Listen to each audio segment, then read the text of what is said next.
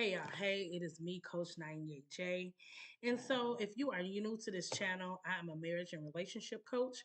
And so, I'm not gonna lie, I've been out of the rotation for a while, but I'm trying to amp things back up. And so, today I'm gonna just talk a little bit about communication.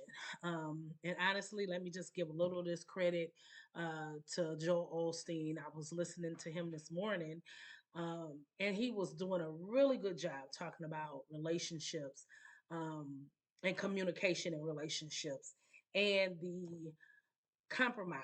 And I know a lot of people, when you hear compromise, you think, oh, I'm going to lose. But no, compromise is making things balanced. It don't mean that you have to lose anything in a relationship, but it means that you try to make the scales more balanced. So thank you, Joel, for just confirming some things that I already wanted to say. And so I'm going to be reading out of my book. Um, it's called, and this is my author's copy. So this is not for sale. This is not what it looks like. It looks a little like that, but this is not the book. But it's Rooted and Grounded, a marital guide to wholeness. Because it is my desire that men and women who decide to get married are whole. I think the reason that most marriages are failing is because people come empty, people come depressed, people come disillusioned, people come distressed, dealing with trauma, pain, hurt. And a lot of times they think that that marriage or that other person is going to clear all that up for them just because that person loves them. Um, but it's only Jesus' love that make us whole. And even then, we got to do the footwork, y'all. Even then, it's a process. And so I think marriages fail because they don't go through the process. They don't complete the process. And so they end up in relationships and marriages that are unhealthy, that are toxic, that drain them, that are chaotic, that are full of confusion, that have far too many players, like inviting people into their marriage, or have everybody wants to be the leader, nobody wants to ever follow. And so it's a lot of dynamics that go into it. So this is chapter 2 in my book. It's called Let's Talk About It. And what I'm talking about is effective communication. Effective communication. And from Elizabeth Bogaret, it says communication is the lifeline of any relationship. And it really is. And that's whether it's verbal communication or nonverbal communication, your body language and your attitude and the swerve of your neck, all of those things are ways that you communicate. And some of us think that we are very effective communicators. And I had to learn that there were times when I was not a very good communicator because I like to talk a lot. I assumed that I was good. While I am good at talking, that does not necessarily mean that you are good at effective communication. Now, I want you to listen to that word effective. And matter of fact, since we here, since this is my YouTube channel and we can do this, let's just look up the word effective because I don't want you to say uh, that I gave you any wrong information. So let's look up effective. Effective as an adjective says successful in producing a desired or intended result. Let's just stop right there. That's plain and simple. Let me say it again. Successful in producing a desired or intended result. So when we communicate with each other, what is your intended result? Most of the time, hopefully, when we communicate, our intended result is not an argument. Our intended result is not us sleeping in two different beds at night. Our intended result is not somebody storming out the front door. Our intended result is for us to come to um, a resolution, for us to come to a compromise, so for us to create a baseline, for us to uh, get to know each other, for us to get an understanding, for us to be on the same page. All of those are positive, productive outcomes, effective outcomes, desired outcomes, intended outcomes to communication. Um, So I'm gonna just go with that one because these other ones not so much. Um, and so okay, so to go to take that, um, okay, so yeah, so that is effective, which means you're gonna get the result that you desire.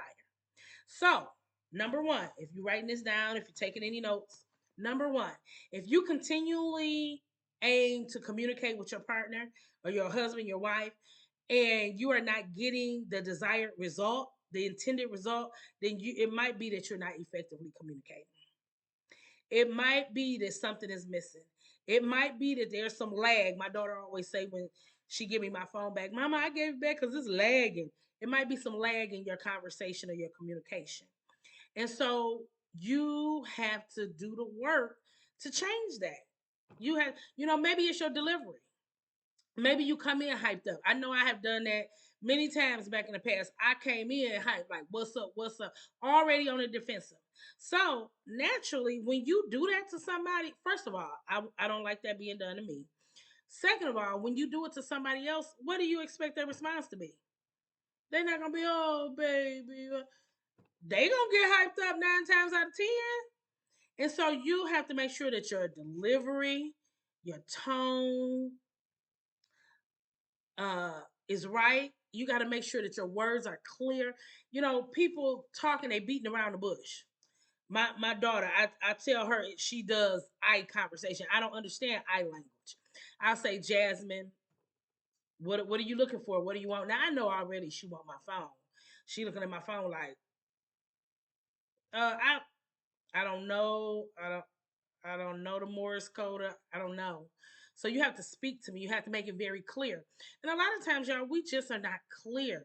And sometimes we not clear because we want to save somebody else's feelings. We don't want people to feel bad. We don't want our partner to think that we don't love them. Um, and so just be clear about that. Be clear about that. Hey, honey, I was wondering if this was a good time for us to talk. I just want to discuss some things that have just kind of been on my mind for a minute. Now, I want you to know it. This does not in any way mean that I don't love you, that, I'm mad at you, that, I don't want our marriage or our relationship. But I just want to be open and honest with you. I want us to come to some type of consensus now so this does not continue to be an issue. Be clear, be honest. And I think as a society, we are sometimes so afraid to be honest with people because we're afraid what they're going to say back. We're afraid what the end result is going to be because some people are very rash and they make knee jerk reactions and take things out of proportion, out of context. And so we really, really have to be um, just careful and clear about what we're saying and how we're communicating with each other. Make sure we're effectively communicating.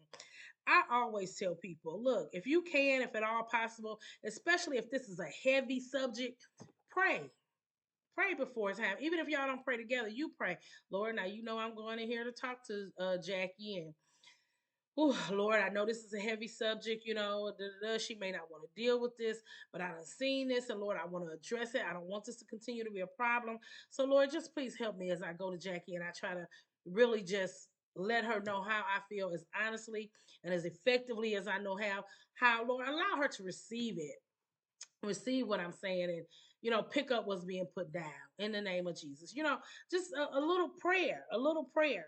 And then when we're communicating, you got to be able to receive what people are saying.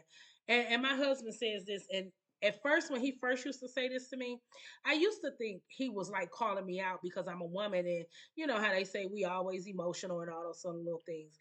And he would say, "Take the emotion out of it. Take the emotion out of it." And I used to be like, "How can I'm an emotional being?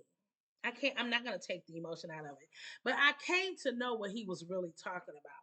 Is you can't be so hyped up and pumped up that you are so emotional that you're not hearing what's really being said, that you are listening just to respond back to what was said.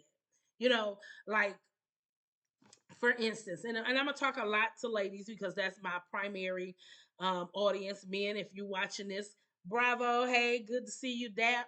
Um, you know, I hope it helps you as well. But So say for instance, ladies, you are going to your husband and you saw something or you heard something, and you want to go and have a conversation about it. But instead of you just coming out and saying, "Hey, I saw a text from Tammy on your phone," and I was just wondering, I wasn't looking in your phone or nothing like that. It just I saw it light up and I saw Tammy's name, and so I didn't know that you guys were still talking. So I was wondering what was really going on, Da da da. Instead of saying that, you come, you sit down, y'all sitting on the couch. He may be thinking y'all about to watch a movie, have a fun day, then all of a sudden, oh, so you still talking to Tammy, huh? I thought that was you just smacked him in the face, is what you did. You just threw some stuff at him he was nowhere near prepared to receive. Period. He like, whoa. And I know we think that sometimes catching people off guard that prevents them from coming up with the lie and all that, but it's not effective communication. You came on ready for a fight. And so yeah, he gonna put his dukes up probably. He is probably gonna put his dukes up and maybe some lies told, because now he is on the defensive instead of just coming out and finding out what's really going on. So let's talk about communication. The definition is the imparting or exchanging of information or news. That is communication. It's a means of sending or receiving information. It is the successful conveying or sharing of ideas and feelings. It is social contact. Social contact. And so, number one thing that jumps out for me is communication is a two-way street. You cannot have effective communication with somebody that never speaks back. My mother, and I know she don't mind me saying this, but she was like that early on in her marriage with my father. And if you know my father, he is a loud, boisterous man, and he probably saw that as a real sign of weakness. The fact that she wouldn't always engage him back. And so communication takes two people. And if I'm talking to you, if I'm asking questions, I need to know what you really feel. Don't just go along with what I say, baby. Can we go buy that new car? Yeah, do whatever you want. Then when he come in with the new car, you knew we couldn't afford a car. Da, da, da, da. You shouldn't have never asked. No, what you should have did was said, no, you not getting the car. Let's look at our bills. We can't afford that. But you said out of your stubbornness, your anger, or whatever, you said go do whatever you want to do, and you did not effectively communicate. And it takes two to tango. It takes two to communicate. You got to be open and honest. And to be honest, sometimes we start conversations with the intent to hurt people, with the intent to tear somebody down, with the intent to embarrass them because we want to get back at them because maybe they did it to us. But that is truly not a way to build a good foundation on a relationship. That's going to cost both of you guys before it's all said and done. So, in my estimation, honesty is always the best policy. I'm honest.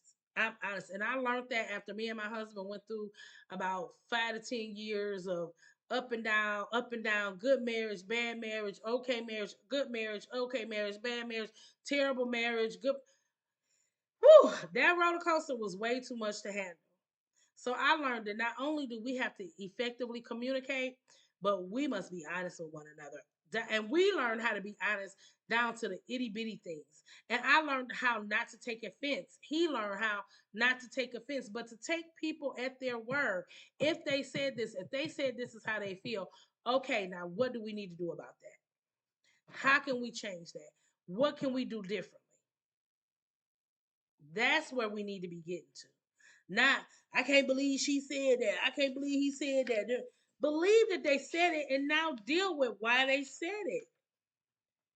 Why did they say it? So I'm going to leave you with a couple of things on communications that I want you to ask yourself.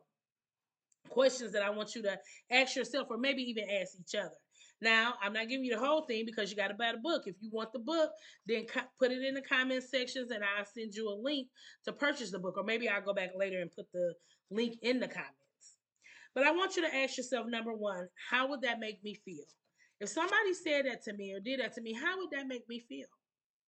Number two, how could I have handled the situation better? Not we always project on the other people, but how could you have handled it better? What could you have done? What was my intent at the time? As we entered into that conversation, what was my intent? What did I intend to get out of that? How did I expect for that to go? And number four, but certainly not least, was I clear about my intentions? Did my actions line up with my intent? Ask yourself those questions. All right. I'm going to be putting snippets like this and on a weekly basis. So stay tuned. If you have not subscribed to this YouTube channel, Coach NyenyeJ, already, now is the time for you to get in and go ahead and like, share, and subscribe. Invite your friends, even your children. Maybe they don't even have relationships yet, but they're thinking about relationships. Go ahead and add them in. All right. You know what I'm going to say? I love you, and there's nothing you can do about it. Be blessed.